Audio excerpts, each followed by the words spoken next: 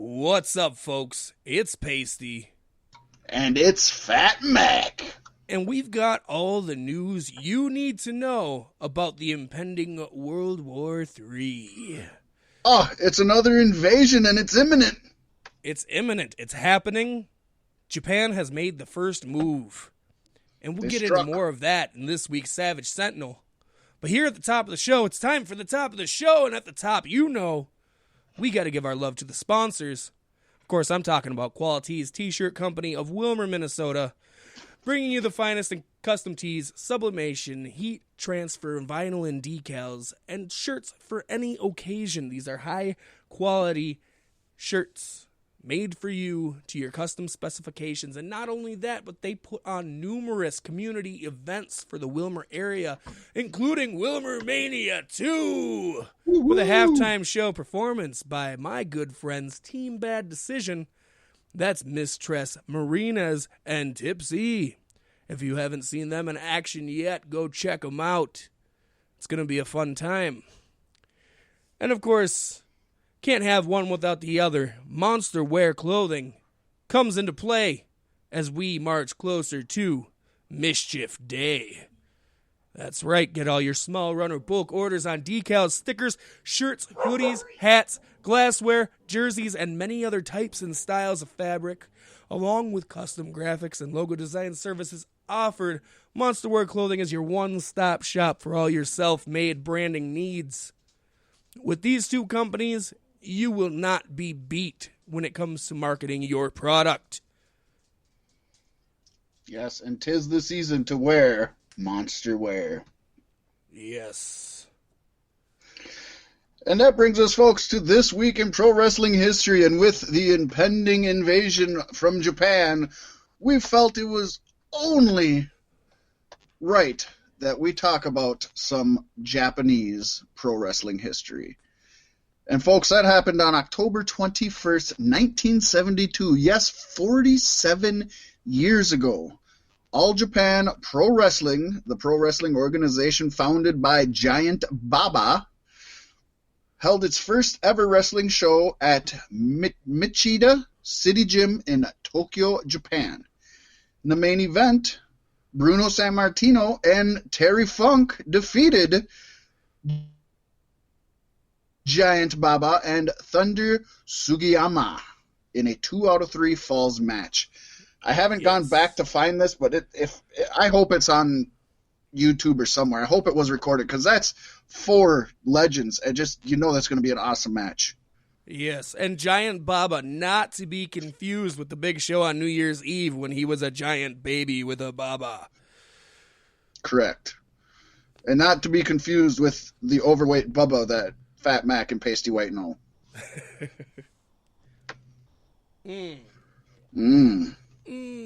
I love that Giant Bubba.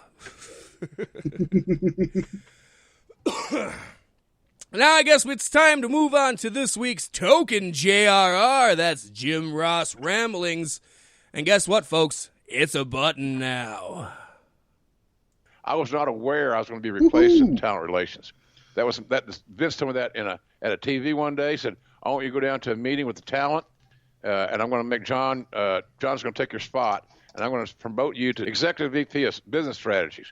Of course, it was never even a title. It meant nothing. I did nothing. He didn't want me to hurt my feelings for me to leave. I ended up, how that worked out. But nonetheless, Laurinaitis' deal was out of the clear blue to me. It was a total shock. I didn't know it was coming. I think sometimes he was less than truthful.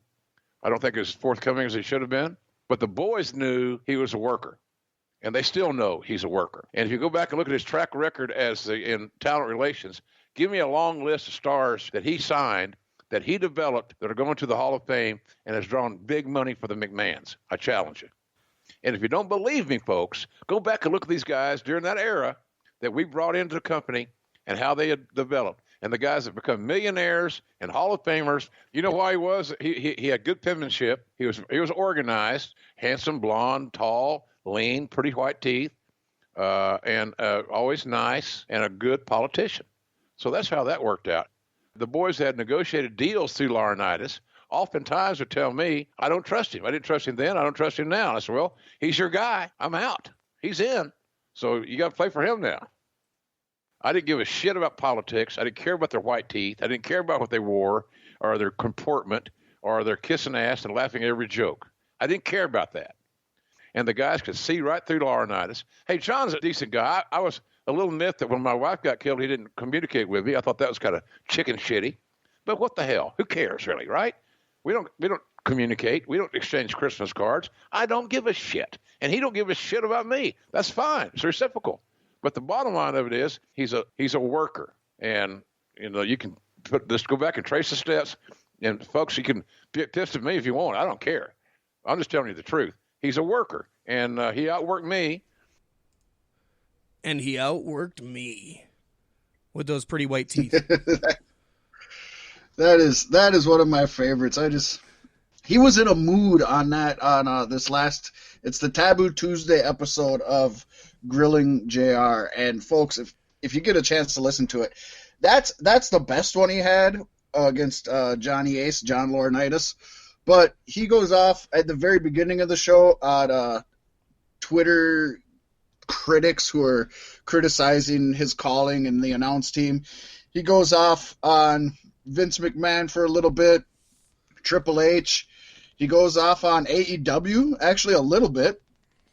Talks about their flippy floppies and their the announce team, the announce group that he's not happy with. Hey, if I was JR, I would be complaining about AEW as much as possible because a lot of people like to criticize JR for not being good at calling AEW action. I just think they're too fast for him.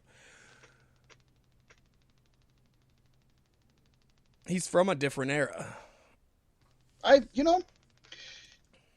He is, and we said from the beginning, we said we weren't sure how he was going to fit in this, and then after his first few calls, I honestly think he probably doesn't need to be on the air. Again, I think I've said this before, bring him out for maybe like a special match here and there, but let him do his work behind the scenes and talent relations. That's where he's most valuable to this group, and they're not using him there. Honestly, like Cody matches are the most storytelling you get in a match in AEW. I think if he just called Cody matches, that would be a cool thing. Taz on AEW Dark was amazing.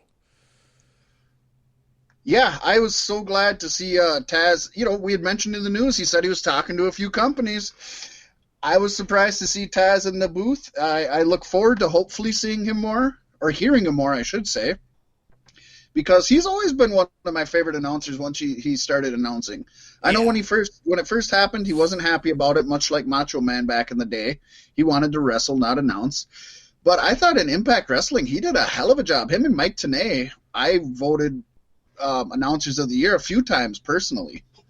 Oh yeah, well even in WWE when he didn't want to announce but was, he and Michael Cole made a really good team together. Excuse me. They did, and they played well off each other.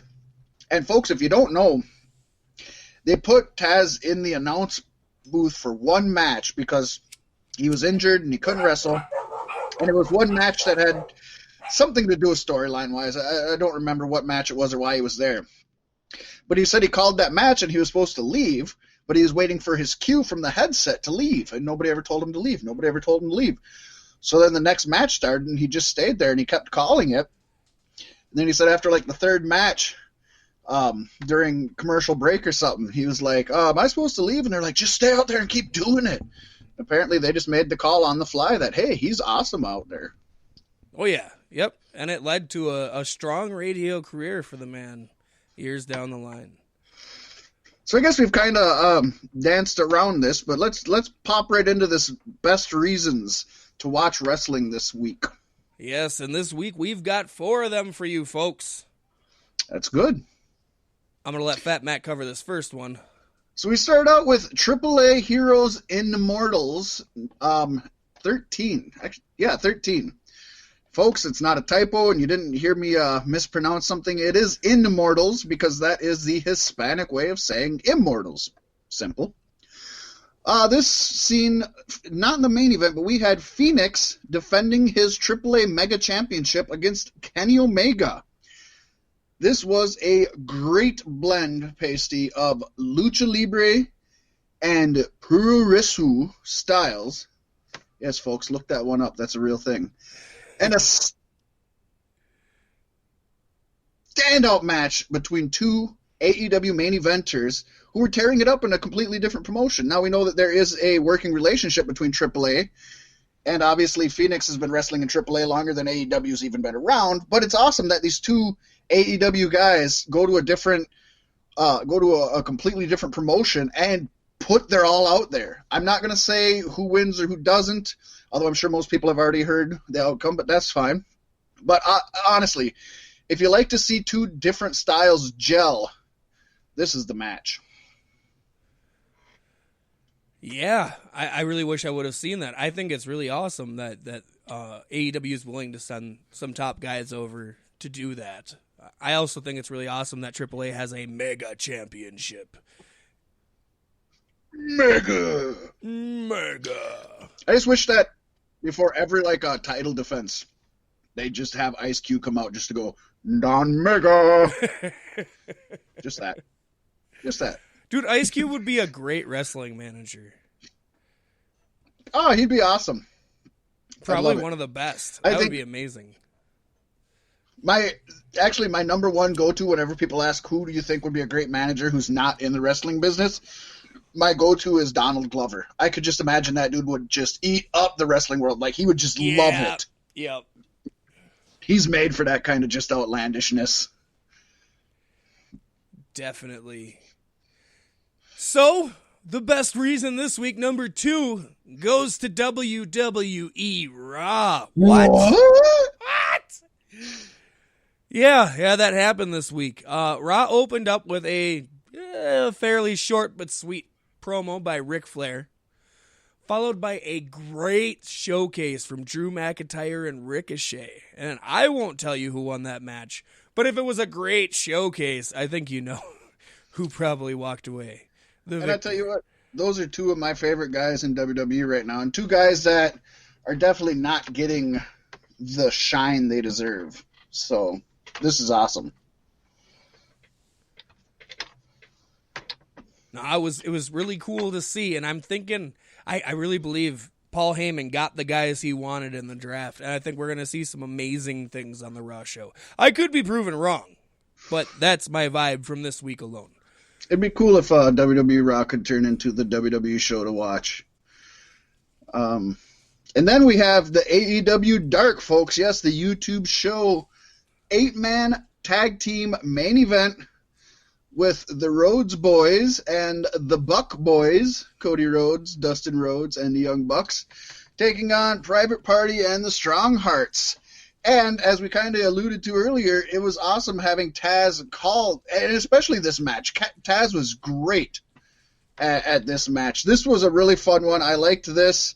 It's sad that the free internet dark show was so much better than the pay flagship show that AEW has. I have a feeling in the long term it's going to balance out and we'll get more matches with AEW Dark, but I think in the launch you have a larger potential audience with YouTube than you do with a cable channel.